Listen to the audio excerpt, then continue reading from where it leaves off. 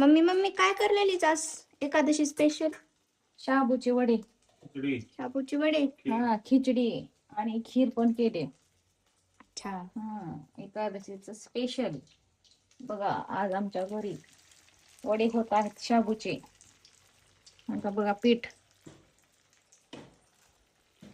सगळं मिश्रण करून मस्त अशी वडे बनवत आहे मी. आणि इकडं शाबूची खीर.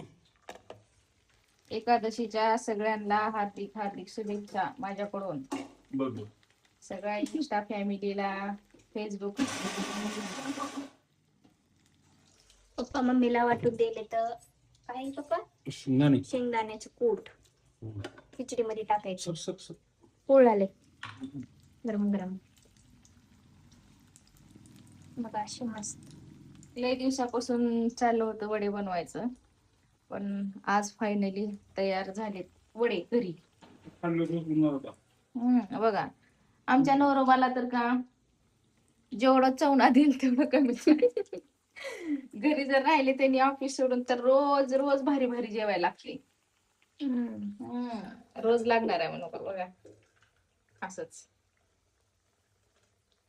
येते म्हणल्यावर करून देव, नाही येत असत ठीक आहे, काहीतरी गोष्टी वेगळ्या. एवढा खाना टाकले, एवढा रेडिओ तळले म्हणजे काय पिळव कशाला म्हणून बाई.